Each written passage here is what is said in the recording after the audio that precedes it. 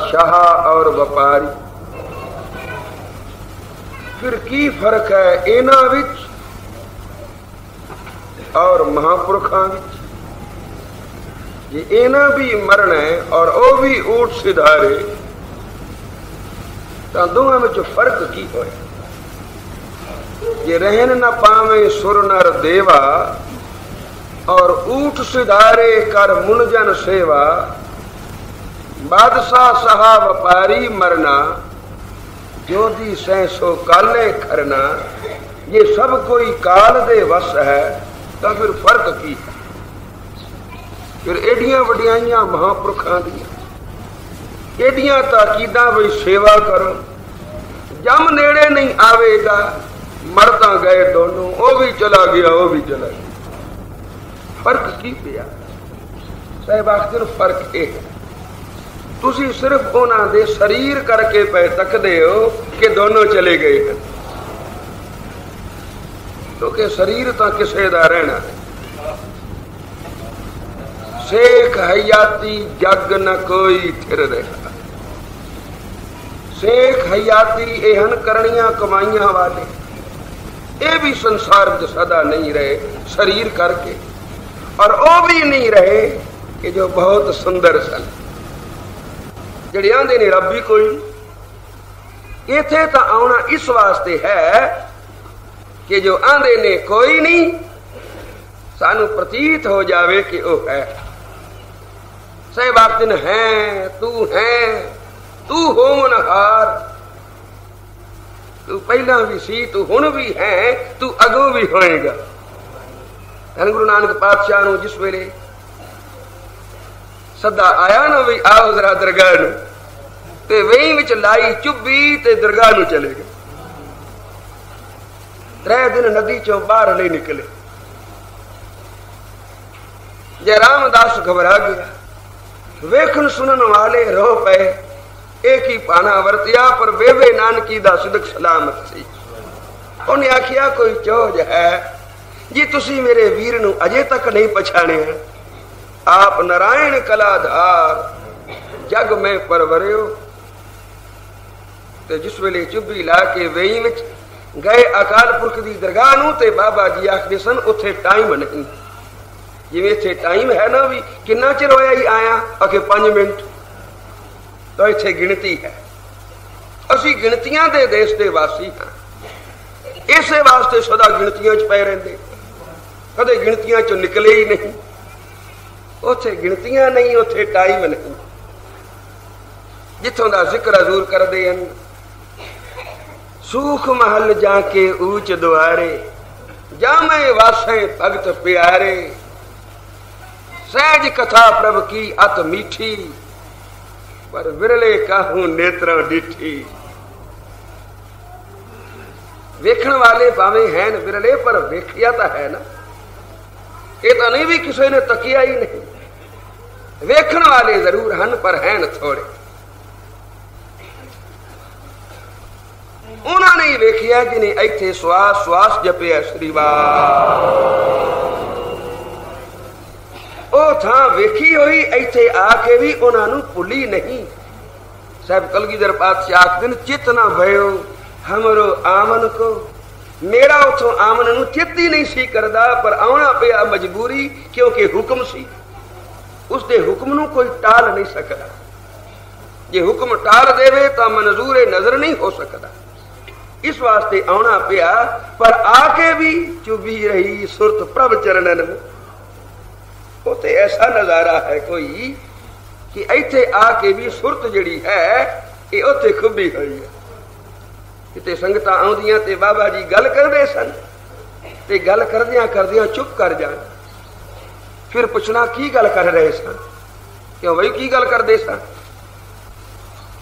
आप ही आखदे सन गल करन नूं जी नहीं करदा। आ गुरु की संगत आई जान के सत्कार करदे हां, बाकी गल करन दी फुर्सत नहीं। मन मुड़ मुड़ उधर जांदा। तो उथे की है? साहिब आखदे उते है तह गीत नाद अखारे संगा, ऊहा संत करे हर रंगा। तह मरण ना जीवन, सोग ना हरखा। क्यों? जिथे मरण नहीं सदा जीवन है, जिथे सोग नहीं सदा हर्ख है, खुशी है। ये किस कारण? आखिए इस वास्ते कि साच नाम की अमृत वर्खा, उथे सच्चे नाम दी अमृत वर्खा हुंदी है। ये दाते ने आखिया ये अमृत वर्खा कीर्तन निर्मोल की हीरा मैं मात लोक विच इसे वास्ते लेके आया कि तुहानू भी मरण ना होवे, सदा जीवन होवे। तुहानू भी सोग ना होवे, सदा हर्ख होवे। क्योंकि ये उसे दरगाह दी दात है। और तुसी जिस वेले सत्संग विच आउंदे हो तां भावना धरिया करो असी उसे दरगाह विच आए हां। ताइए तां कबीर ने आखिया है, कह कबीर अब कहिए काहे, साध संगत बैकुंठे आए। एक बारी कबीर जी कथा कर रहे सन, संगत सुन रही है, होर तां किसी नूं नजर ना आया, पर कबीर जी ने तक लिया। एक मेरे सज्जे खड़ोता है, एक खब्बे खड़ोता है। कबीर ने आख्या आओ भाई। ये बड़े सुंदर स्वरूपवान सन, बड़े उजले पोशाके सन इन्हां दे।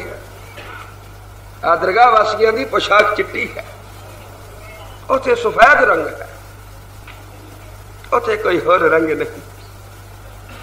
कबीर जी ने पछाणिया, आओ भाई भगवान दे दूतो किस तरह? उन्होंने राम जी का परवाना अगे रखिया, कबीर जी चलो याद किया। किथे? अके वैकुंठ विच। वैकुंठ विच दुनिया तरले लेंदी है, किते स्वर्ग विच ही चले जाइए, भावे 2-4 दिन रह के मुड़ गिर जाइए, पर स्वर्ग दा एक बारी मुंह तां वेख लईए। ये तुसी मैनू वैकुंठ विच ले जाने वास्ते आए हो? अके हां। शुक्र है, चलो भाई हुणे ही चलना। आखे बस हुणे ही। संगत सारी हैरान, किस नाल पे गल्ला कर दे।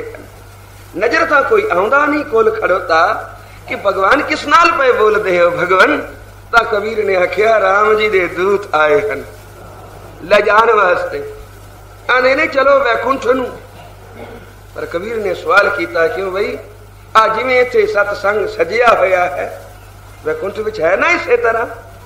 तो इन्हां सारिया साथियों नू भी नाल ले चलिए, इसे तरह बह के फिर सत्संग का रस माणांगे। उन्हें आख्या नहीं महाराज, उत्थे इस तरह सत्संग नहीं हुंदा। इथों दे सत्संग दा ओ तां फल है। जिन्हों भगवान ने फल देना होवे किसी करनी कमाई दा, उसनूं वैकुंठ भी सदिया जाता है। महाराज उत्थे इस तरह सत्संग नहीं। तां कबीर ने आख्या मेरे परवाना चुक लो और वापस चले जाओ।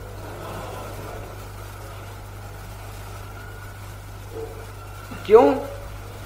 आख्या राम बुलावा भेजिया, वाच कबीर रो राम बुलावा भेजिया, बाच कबीर है रो, क्या करूं बैकुंठ को जहां साध संगत नहीं हो। मैं उस बैकुंठ नूं क्या करा जिथे सतसंग नहीं। वही सानू तो यही बैकुंठ है। दुनिया दे लोगों बैकुंठ दी आस मत करो। क्यों? जब लग मन बैकुंठ की आस, तब लग नाही चरण निवास। क्योंकि इच्छा है ना, ये कोई भी इच्छा मन विच रहेगी, मन गुरु दे चरना नाल जुड़ेगा नहीं, विच फर्क आ जाएगा। आ टांका लाउण वाले मुड़ मुड़ ठकोर के वेखदे हन किते विच हवा तां नहीं आ गई। जे हवा आ जाए तां टांका लगदा नहीं, फिर उखड़ जाता है। पानी उथों लीक करदा रहिंदा है, क्योंकि इत्थे हवा सी, उन्हें टांका लगन नहीं दिता। इसे तरह ही जे मन विच कोई भी इच्छा रहेगी तो मन गुरु दे चरना नाल नहीं जुड़ेगा। तो मन च बैकुंठ दी आशा भी न हो। जब लग मन बैकुंठ की आस, तब लग नाही चरण निवास। खाई कोट न पर लग पारा, ना जानो बैकुंठ द्वारा। कहे कबीर अब कहिए काहे, साध संगत बैकुंठ आए। की अखे बहुता कुछ आखिए, असी तो समझते हैं भी जदों संगत विच आ गए उदों असी बैकुंठ विच आ गए। नारद महाराज ढूंढते फिरदे सन, अखीर भगवान लभे। नारद ने पूछया, महाराज बड़ा चिर हो गया फिरदे दर्शन करने वास्ते, जिथे जावा दर्शन ही नहीं सन हुंदे। पूछया किथे किथे गया सी? नारद ने आखिया बैकुंठ विच गया सा, फिर अकियासन खाली।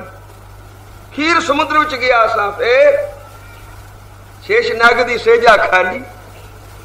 फिर मैं जोगियां दे हृदय विच झाती पाई, तां उत्थे भी तू कोई ना। महाराज कोई ऐसी थां दसो जिथे भटकना ना पवे, बस आए और सीधे तेरा दर्शन कर ले। तो उस वेले आखिया, नारद फिर मैं तेनू अपना घर दसा, निज घर जिथे मैं हमेशा हुंदा हां। ये ते मेरे पते जिहड़े हन ना एड्रेस, ये किसे किसे वेले वास्ते हन, पर जिहड़ा मेरा अपना पता है ना असली, जिथे मैं सदा निवास करदा हां और जिथे आया कदे कोई खाली नहीं गया दर्शना तो, जे आखे तो ओ थां दस दियां। नारद ने आखिया फिर दसो, ओयो थां दसो जिथे आके कोई निराशा ना चला जाए, तेरा दर्शन हो जाए। तो भाई साहब आख दिन भगवान ने उत्तर दिता, निज घर मेरो साध संग नारद मुनि। ए नारद मुनि, मेरा जेड़ा निज घर है ना, अपना घर, ए ही सतसंग। निज घर मेरो साध संग नारद मुन, दर्शन मेरो साध संग निज रूप है। ये सतसंग दा दर्शन, ये मेरा दर्शन है। पर जिवें अन्ने नूं नहीं ना पता लगदा कोल चीज पई होवे, ओदे बाणे कोई नहीं पई, इसे तरह भावना तो हीणिया वास्ते सतसंग मेरा दर्शन नहीं। क्योंकि उन्हें भावना शायद करना ही नहीं, भावना की आखी नहीं खुली। साध संगत बोलो श्री तै गीत नाद अखाड़े संगा। क्योंकि जो कुछ उत्थे हुंदा सहबाग दिन ओही कुछ इथे सतसंग विच हुंदा। साच नाम की अमृत वर्खा, इथे भी नाम की वर्खा हो रही है। उथे जिस वेले गए निरंकार गुरु नानक, वहीं वे चुब्बी ला के, तो बाबा जी आखदे सन उथे कोई समा नहीं, कोई टाइम नहीं। पर फिर भी अखे तुहानू समझाउण वास्ते इतना कुछ आखना पैंदा भी 2.5 घड़ियां इथों दे वक्त मुताबिक 2.5 घड़ियां धन गुरु नानक पातशाह जांदे आई निरंकारी जोत विच लीन हो गए। ये 2.5 घड़ियां दे बाद 24 मिनट की एक घड़ी हुंदी है। तो 1 घंटा भर 24 ढाया 60 हुंदा, 60 मिनटा का घंटा हुंदा। तो 2.5 घड़ियां आखे इथों दे वक्त मुताबिक निरंकारी जोत विच लीन रहे। ते उस तो बाद फिर हाथ जोड़ के सन्मुख खड़ोते। निरंकार ने आखिया, हो कुदरत, नानक दा नाम निरंकार ने कुदरत रखिया सी। मैं कादर हां, तू मेरी कुदरत है। कुदरत ओ कुदरत संसार नूं तारन वास्ते भेजिया, फिर परत क्यों आए? आखिया गरीब नवाज, पहला मैनू ये दसो भी तेरी दरगाह दे बाहर मैं जो कुछ तकिया वो दस दे। आखिया कहो। ता साहब ने शब्द उचारिया, जित दर लख मुहम्मदा। आ तेरी दरगाह दे बाहर बैठे हैं लख मुहम्मदा, लख ब्रह्मा विष्ण महेश, लख लख राम वडीरियां, लख राही लख वेश, लख लख ओथे जती है सतियां ते सन्यास। ये सारा शब्द उचारिया। आखिया मैं बाहर बैठे वेखे हैं, इन्हों अपने विच क्यों नहीं मिलाया कि नानक इन्होंने मेरा नाम नहीं जपाया, इन्होंने अपना जपाया। ता नानक ने आखिया बस निरंकार मैं इसे वास्ते आया कि किते मैं भी अपना नाम न जपा बवा, मैनू तुसी दसो भी मैं की जपावा। उस वेले निरंकारी जोत चों एक धुन उठी, केड़ी? एक ओंकार सतनाम करता पुरख निरभव निर्वैर अकाल मूर्त अजूनी सैभं गुर प्रसाद। गुर प्रसाद तक ये आवाज आई ते फिर चुप हो गई। साहब दा अंग नहीं फरकदा, खड़ोते हैं विश्वमाद विच।